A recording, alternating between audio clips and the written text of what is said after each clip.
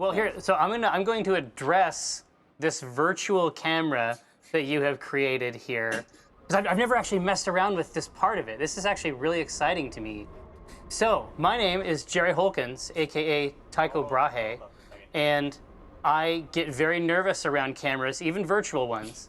But I get slightly less nervous when I learn new things. So, I am joined by Alex and Devin of Owlchemy Labs. And yeah, so I'm so glad. I'm so glad that you guys could come on here and help explain some of this stuff to me. Like, so for me, the thing that really gets me going about virtual reality, and this is probably dumb. I mean, I recognize at some level that it's dumb, but it's for me, it's when reality and virtual stuff mix in the same place. Like, for whatever reason, like, I can be in this made-up place, this, you know, job museum of the future, peopled entirely by roboids, and but I'm like a gamer. Like, I'm used to having thoughts like this.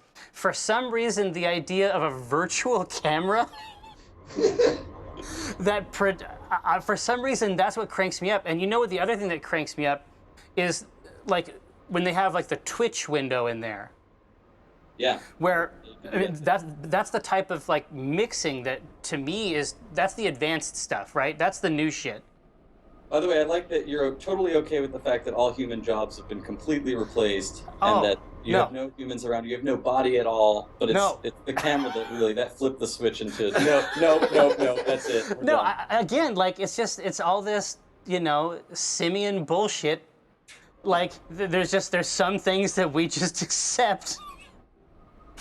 Here, oh man, which of these incredible cartridges am I going to feast on first? I like this one. Are you a fan of slushies and hot dogs? I am a fan of slushies and hot dogs. This fucking just your average adult bot thing is the funniest shit. Hello, human. Welcome to an accurate simulation of convenience store. It is the funniest shit. Like, I laugh my ass off. I play this level all the time. There's this, and there's also your car talk thing, your car talk parody that goes into in the mechanic one, in the auto mechanic one. The 10 minutes of discussion. Oh my god, dude! I just let it run. I just let that shit run. But here, I have questions for you, Alex and Devin of Owlchemy Labs. Brilliant, bring them on. That's right. So, you told me at one point that when you first set up your whole thing, like when you were first building virtual experiences, that it was basically like you had reverted to a childlike state. Can you talk about that? Like, can you help me understand that part? I mean, it sounded like you were basically just like doing the most basic types of interactions, just like stacking blocks on top of blocks.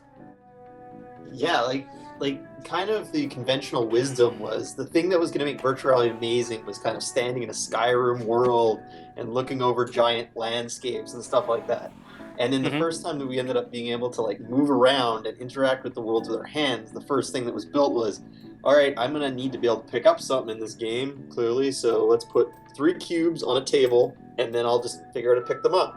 And in the moment that was done, it was like, holy cow, this is like really, really, really cool stuff. This is what's going to define VR for certain.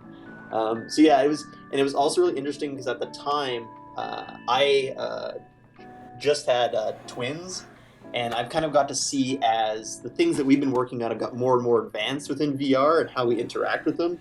My kids have been developing at kind of the same rate, and so the things are like, oh, it's cool, and they get a little bit more advanced as you go, but kind of that childlike wonder has always stuck around. Well, I mean, we were sitting on the actual floor. Yep. We were sitting on the floor because the tracked space is everywhere. It's the whole entire room. No, see, to my mind, like, again, like, it's one of these weird things where it's like the most normal thing for me, but just being able to do something incredibly normal inside the virtual space is what sells it to me for some reason.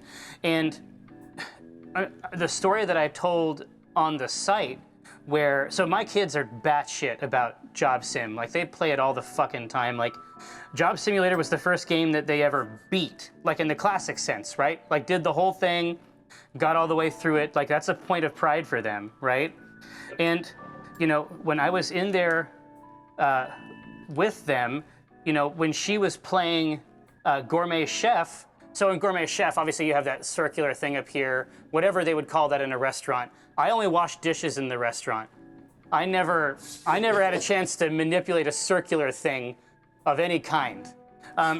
But she couldn't reach it in the real world, right? I mean, it was too high. So where the game world and the real world had mapped, she still had an actual human problem, which is that she needed her daddy to lift her and get it. Right? I mean, when you port things like that, when you port height into the virtual realms, it's bonkersville. But I actually had a question for you guys about scale. So now you have, like, is it smaller human mode? Is that what it's called? That's it, smaller human. So it basically, smaller human mode just gauges, like, based on the person. Like, are you altering the environment? Like, how do you make that work for a smaller human? It's actually, we're not doing anything dynamic. We picked a much smaller size to essentially make the world. In the end, it's not the world that's changing in size, it's the player character's kind of overall scale. That's deep, okay? That's deep. Really, it's all relative. Is it you that's getting bigger or the world that's getting smaller? But what it comes down to is, you know, I tested it while playing the entire game from my knees. And if I could reach everything and play from my knees, we're good to go. And we just picked scale. And, you know, you weren't the first person to say, hey, I lifted up my daughter to let them, you know, pull the little, order. Yeah. Order. We got pictures that people sent us on Twitter of, you know, holding up their kids. Is so cute, but it's also like, wow, this is a thing we've never had to deal with before. Like real world ergonomics, height of counters, you know, things being too high, things being too low. Not only like unreachable, but you have to think about, hey, it's actually kind of annoying to keep my hands above my shoulders for too long, right? Like the user experience of where do we put things and not make it a pain. Like you would design a kitchen in a way that makes it easy to cook. You wouldn't put a bunch of stuff really, really high up, and we kind of have to do that in our game too. Well, you know, but this is, I would say this is actually something that happens in games in general. We accept a lot of bullshit. Yeah. Yes. You know what I mean? Like, I mean, and this is, I assume this is a core part of your philosophy. Like, there's just a lot about games that we just accept. Yeah. Like, we accept, and I like weird games. I like games where you have to push a lot of stuff at the same time. But if I put an Xbox controller in front of my kids, like, it's not for them.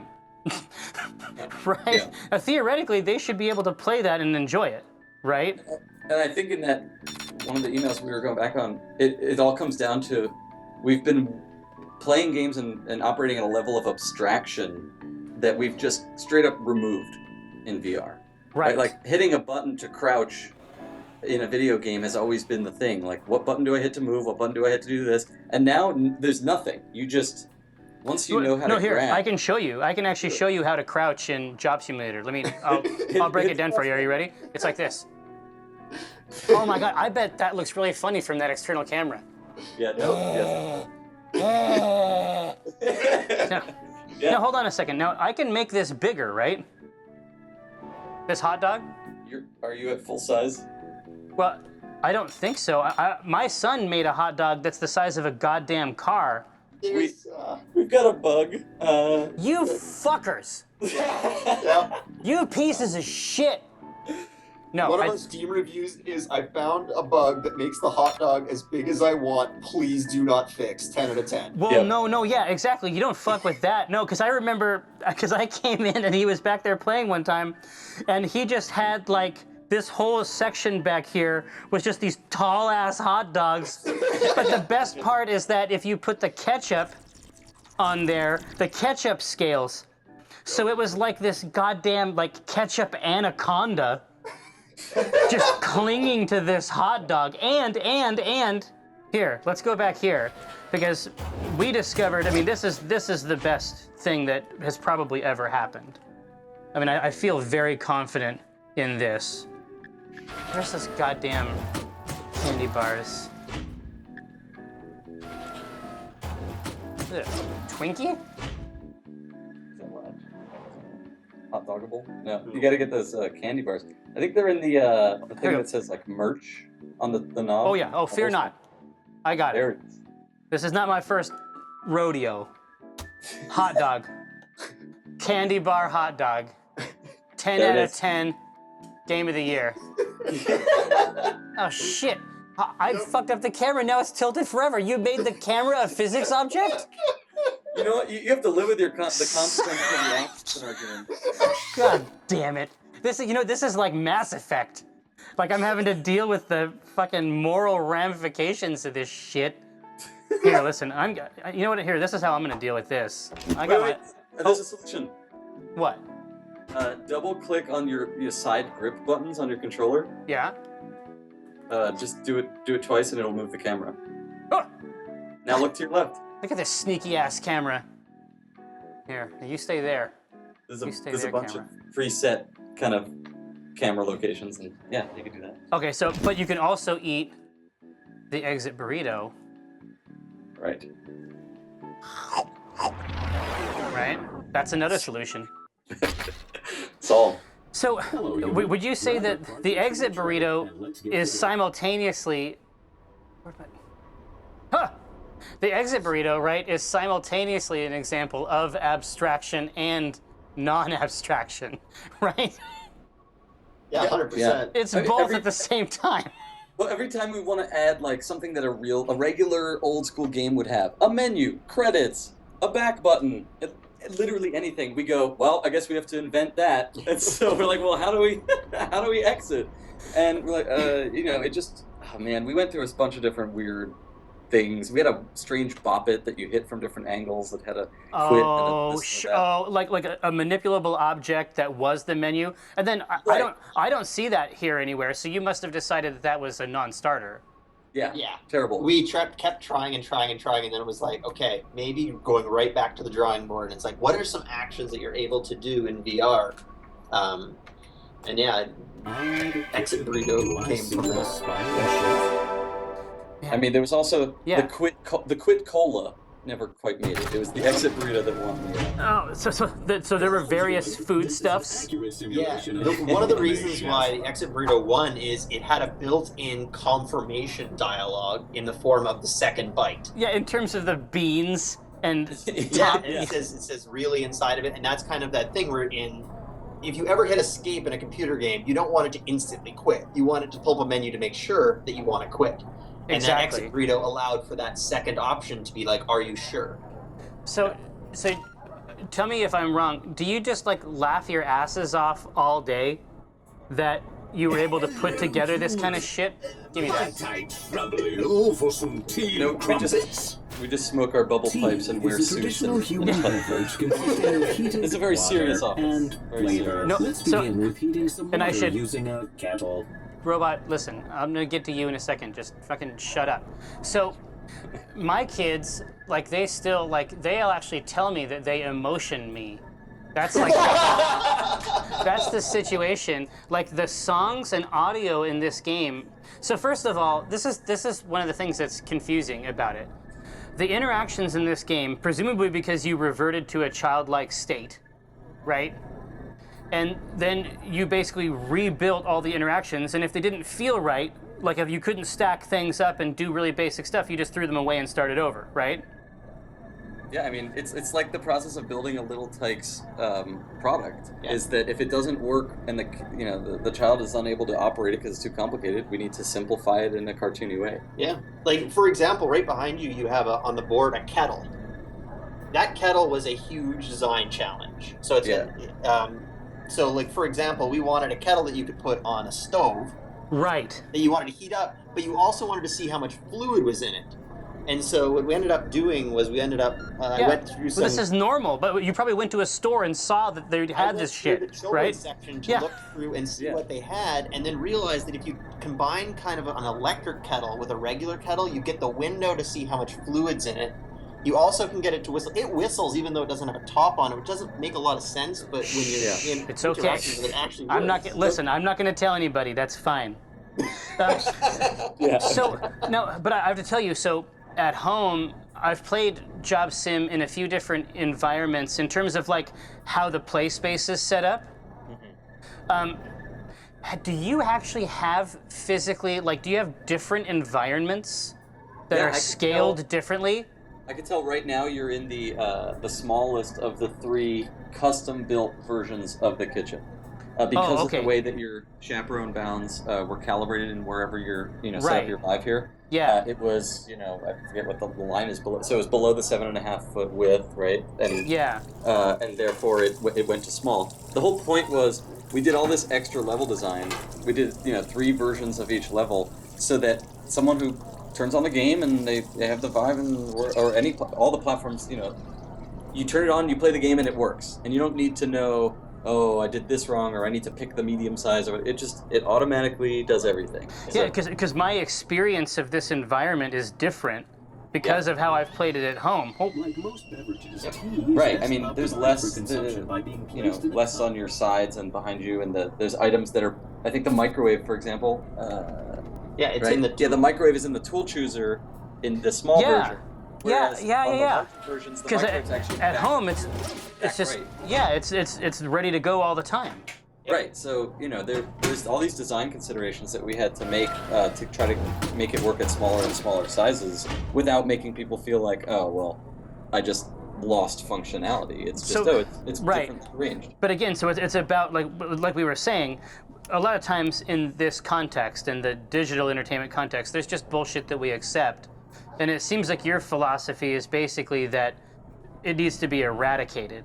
Like, there's no excuse. In a virtual environment, it's a failure if you can't interact with it in an intuitive way. Is that basically correct? 100% correct. And the example that we use all the time is like a washer and dryer. If you have a large laundry room, you'll have a washer and dryer that sit side by side. If you have a small one, they're stacked. They can be completely different models, different types to make it work.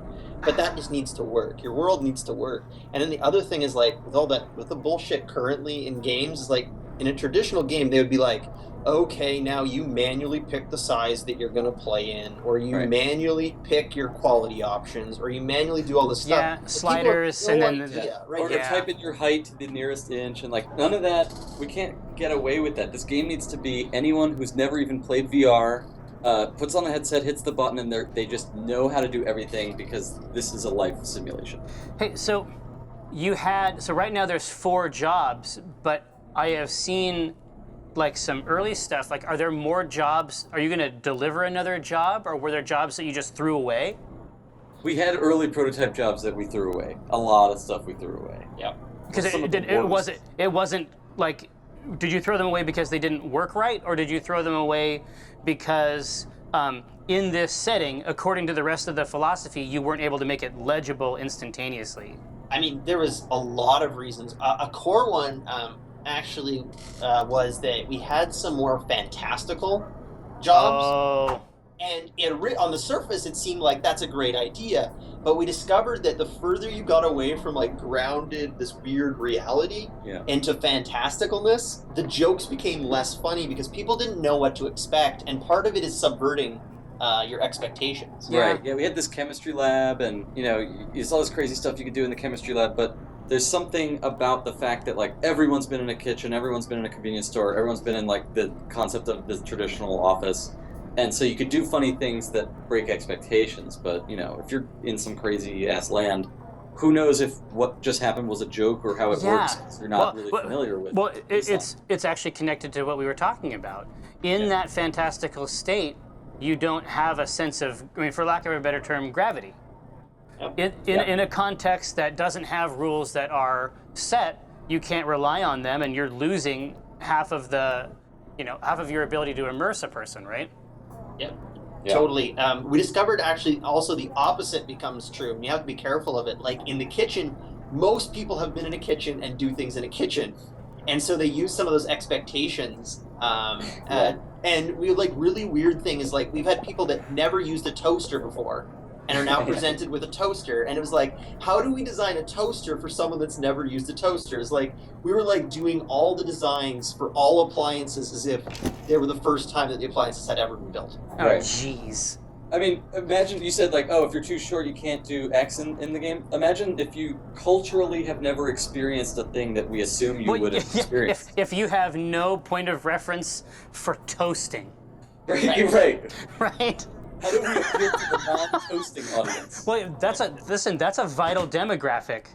Right. The You know what I mean? non-toasters? Yeah. They're 80% of the market. Hey, guys, can you tell me what the fuck is going on with your door over here? Listen.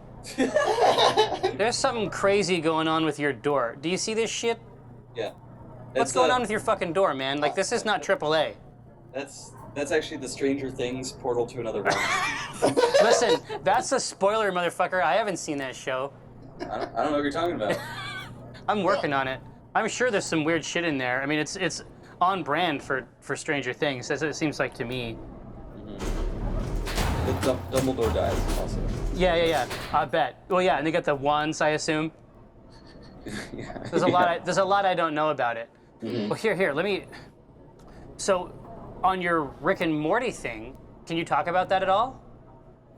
I mean, yeah, It's real. Is that the whole conversation? It's a thing. It's totally a thing. It actually exists. I mean, I think the key is that It makes Job perfect Simulator sense. is the basis of like everything that we want to do moving forward, right? Like people say like, oh, what's your next game gonna be? And we tell them it's clearly gonna involve hands and moving around a space because we've hit upon something that is just that seems like a baseline for a million different games to be made. So Well, yeah. I mean, what you're talking about is a coherent philosophy of reality, Hello, human. right? Grab a cartridge from the tray and let's get to work. I feel like once you're talking about that, there's a lot of options, right? right, yeah. I mean, it's such a core thing that we had to come challenge in VR and find that worked. We're just at such early days and get your that hands the dirty in our concept of simulated how do we mechanics shop. how does life work is still being questioned.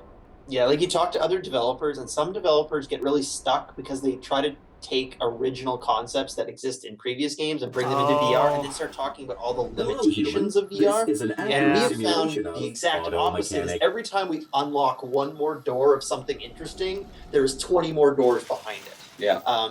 It's a very, very exciting time. Yeah. It seems, I don't know. You seem like you're having a pretty good time. That's sort of my take on the fucking situation. If you're the kind of person that enjoys tackling challenges, then yes, VR is the place to have a ton of fun. But there is a really interesting. I should put a link up to it below the video. You guys did this really interesting talk. Do you know the name of that talk? It had two names because I'm assuming the one that you're talking about. Yeah. There was one at Unite and one at Oculus Connect, and they were both kind of similar, but it was like standing tracked controller, developing games with standing and track controllers, or like room scale VR design. What did we learn? Yeah. That kind of stuff. So yeah. But it was a really interesting. It was a really interesting speech. Here's my thing. Hi, I'm back. It was a really interesting speech. For some reason, I feel like this is you. I keep, like, it's reading to me as you.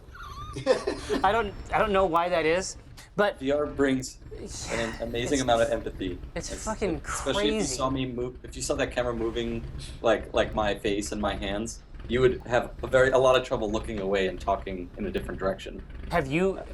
I'll get back to your speech in a second. Have you? There is a demo for Oculus Rift that I haven't had a chance to see yet because I've never used the touch controllers. My understanding is that people can recognize each other only having met them in the virtual space. They can still get a sense of their body language. Does that track with your understanding too? 100%. It is amazing that with only 3 pieces of data, the head's position in rotation and 2 hands position in rotation. Yeah. That you just pull so much out of it. And it's amazing what your brain is doing behind the scenes. Again, simians, right? Yeah. Simians. Like this is what we do. Like that, all those reads, that's just bonus. Like it isn't active at all. It's just something that we do automatically. Yep. So I'm gonna say this, and then people are gonna like scroll back through this video. If we had hung out a lot in person, I probably would have recognized you through this spectator mode. And I noticed that you do this thing while you're standing, is you cross your arms. And put your arms I was going to ask you. arms. I was going to ask you if that parsed to you as a viewer. Yeah, absolutely. Like I could tell, even though there's no connection between your floating hand and your head, like my brain puts together every other part of the arm, like the the skeleton, right? The whole skeleton. It figures it out based on just those 3 points. And so when I see your hands like that, I could tell you're resting them on the sides of your arms. Yeah, totally. Yeah, and then here's the gesture, right? It's like we know all about it. Right. Yep. Yeah. But no, my question about... go ahead. That goes directly into the, we don't know when people are confused in VR unless we're watching them. And they do this thing where they actually turn their hands facing up toward the sky, like the what the heck? Oh, of course. Huh? Yeah. Well, it's like, does this read as the, like... Yeah, 100%. Absolutely. It's like a cartoon level exaggerated version. And people will say that they're confused, but they'll do that motion because it's so low level subconscious, and then it's like, okay, I see that they're struggling. Yeah. Oh, that's great data. No, but what was interesting to me about that speech that you gave was that, generally speaking, when people talk about these virtual realms, right, they talk about it in terms of like this unchecked expanse, we can do anything, let's get wild, right? And your speech was not like that. Your speech was like, hey, there are actually best practices here. It's not the wild fucking West.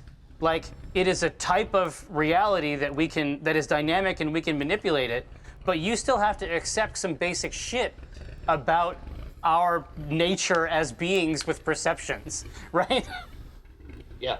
There's never been so much onus on a developer to make good stuff that doesn't negatively affect the player. Right. And the bar has been raised. Like, if a game crashes on a PC or it dips frame rate during a big explosion or whatever it is, okay, it dipped frame rate. In VR, it's like we're ruining the world around you, and it physiologically affects you via sickness. And you're harming them. Like, it's a type of harm. Right, yeah. I mean, it's insane, like, the power that we have. And so we have a greater responsibility, like, socially, to do things, to not train you to do terrible things in VR that you would then carry over to life, or to, like, not, to respect the player and to not throw a jump scare in the middle of a game that they don't expect. It's not meant to have jump scares. Like, it's a type of etiquette. I mean, you're describing a type of etiquette that I've never heard fully enunciated in the rest of the types of games that I play. Yep. Right? But it's assumed if you just invite a friend over your house that he's not going to slam his hand into your face. Like, there's like a social contract of like, I let you into my home, please don't slap me in the face, right? Like, but none of that is actually you kind of have to restate it and get people to realize that, hey, this is important things, that there's a rule set that we're forming. Alex, do you parse this as tender? Does this seem tender to you? I feel your wife's love embrace. Oh, man. Listen, I really appreciate you guys taking some time out of your busy schedule to help me understand your thought processes vis-a-vis virtual reality. I've never seen a more natural conversation remotely than seeing you actually kind of respond via motion. Yeah, I feel like, this is fucking bonkersville, right?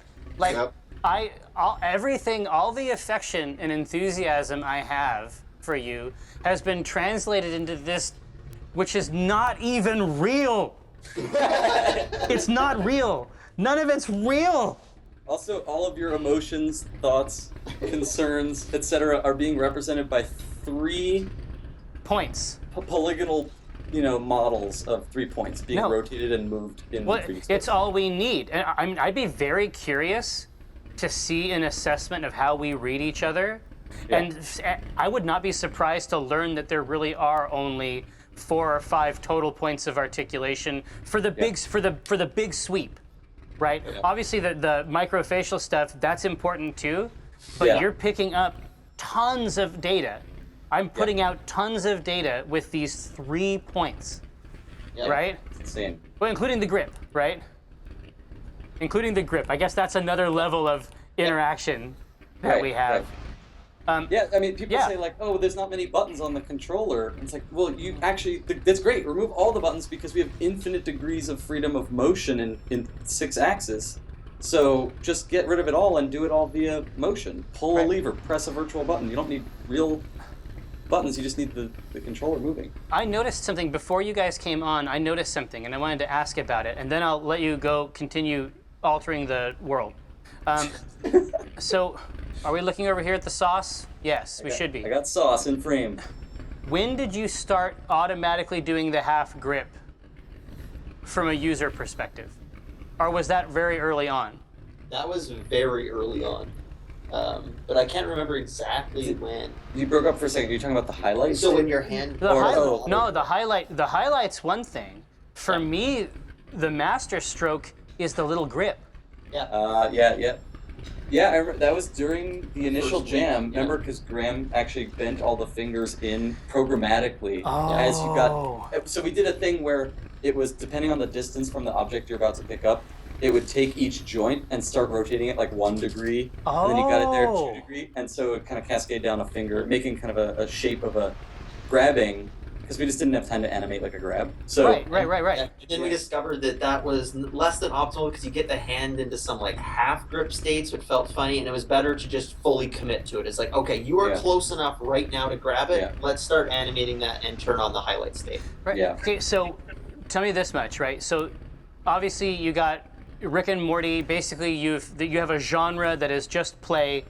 You have a set of systems that feel good, feel natural. Right? When do you start moving into the situation that we're describing where more than one person can be in here? Like according to your system, like I want to see what you do with a multiplayer environment, like a multi-user environment. Yeah, totally. It's... You think about it every day, right? I mean, that's...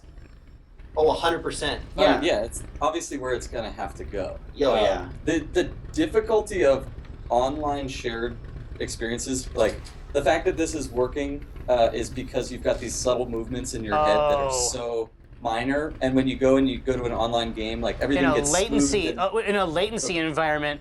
Right. Oh, I see. There's a lot of problems to be solved there, and traditional multiplayer games don't have to deal with them. They've never had to deal with you throwing an object across a room and having another virtual person catch it at the right time. Right. We think that the opus of multiplayer shared space VR is actually throwing a ball back and forth because it shows the problems in literally every part of the system. Because the latency is one, but then there's the physics, which is being calculated on one machine, and then at some point it has to switch over to the other machine. And then it's euphemized basically for the other party, right? But that's one of those bedrock things that we just accept. Exactly. Right. That can't go wrong. It won't work at all, right? Yeah. Right. I mean, there's like a level that our brain says this has to be good enough, and it might be that we can get something kind of close now, but we might be actually posed with a problem of maybe our internet infrastructure is not good enough right now to go across the world and have sub 10 millisecond latency or whatever it is that we need. It's hard, and there's just so much to be solved. And again, if you're the kind of person that is interested in interested in problems, technology needs to solve all this, to come together. Absolutely. Well, thanks so much, you guys. I really appreciate you taking some time out. I had a lot of fun. If you do something else, if you start putting together something else, or if you have an early Rick and Morty thing, can we do this whole thing again? It's only for your kids, though. What? Really, we'll send it to them directly. Okay. I will provide child services for you if needs be. But I'm gonna peek around the corner. Hey, no, I have a question for you, Alex and Devin. Does this look furtive? Oh yeah, I mean you're there. You're like a creeper peeking out, but you got your hands on the walls. What's going on in there? No. All right. Thanks, guys. Thanks. Great talking to you. See you, man.